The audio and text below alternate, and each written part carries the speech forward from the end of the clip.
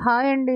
మనమైతే ఇప్పుడొక పురాతనమైన వంటకం ఉక్కిరి చేసుకోబోతున్నాం. దానికోసం ఒక కప్పుడు నెయ్యి, 2 కొబ్బరికాయలు, మరి బెల్లము, దానికి కావాల్సిన మెయిన్ ఇంగ్రీడియెంట్ ఏంటంటే బియ్యము అనమాట.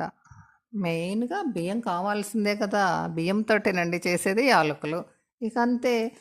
శొంఠి, గింటి అవన్నీ వేసుకుంటే వేసుకోవచ్చు, లేకపోతే లేదు. అది మన ఇష్టం గానీ అయితే ఆ బియ్యాన్ని ఒక గ్లాసు బియ్యాన్ని తీసుకొని రాత్రంతా బాగా నాననిచ్చి, బాగా అంటే బాగా నాననివ్వాలనమాట. వీలైతే 2 రాత్రులైనా కడిగేయడం, మళ్ళా ఫ్రిడ్జ్‌లో పెట్టేసుకోవటం.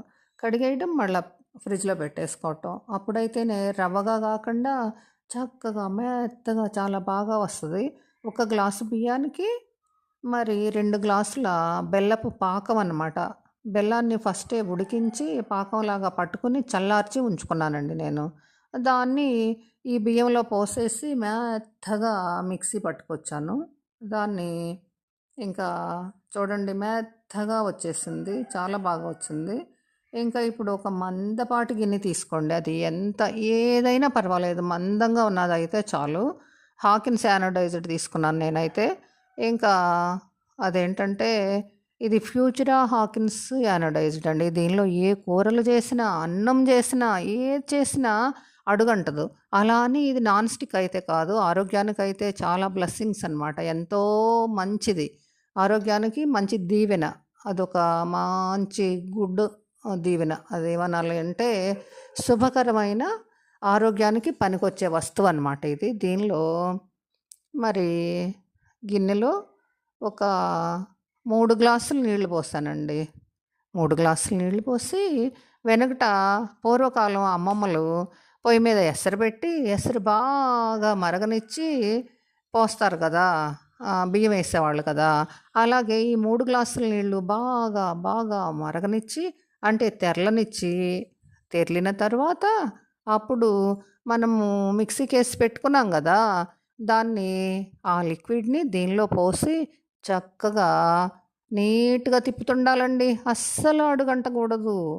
అడుగంటకుండా ఎంతో భద్రంగా తిప్పాలి. అది అలా అని హై ఫ్లేమ్‌లో పెట్టొద్దు.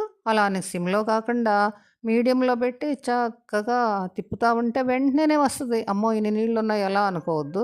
మనం కొట్టిన కాయలో ఒక కాయే నాకు పనికొచ్చిందండి. మీరు 2 అయినా వేసుకోండి. 2 ఏసుకుంటేనే చాలా బావుంటది. ఆ 2 చిప్పలు చక్కగా కత్తిపీటతోటనే తరుక్కొచ్చాను నేను. ఇంకా వాటినేమో ఇంకా వేపాలన్నమాట. ఫస్ట్ ఈలోపు దీన్ని చూసుకుందాం. ఇది అడుగంటకుండా కన్ను మార్చామంటే హైలో పెట్టి మాడి మసిపొగ్గులయిపోయిద్దనమాట. ఉక్కిరికొన్న లక్షణం అది.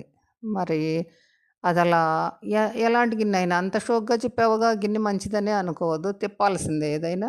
ఇంకా చక్కగా ఒక 3, 4 స్పూన్లు వీలైతే ఇంకాస్త ఎక్కువ నెయ్యి వేసుకొని చక్కగా నెయ్యి కరగనిచ్చి అంటే ఇందాక కరిగిన నెయ్యి చూపించాను గదా! మరి చేసింది ఒకరోజు, అప్‌లోడ్ చేస్తుంది ఒకరోజు. అందుకని మరి ఆ బిట్ అలా, ఈ బిట్ ఇలా తీశానులే. అయితే కొబ్బరి ముక్కలు వేడి చేసేయడం.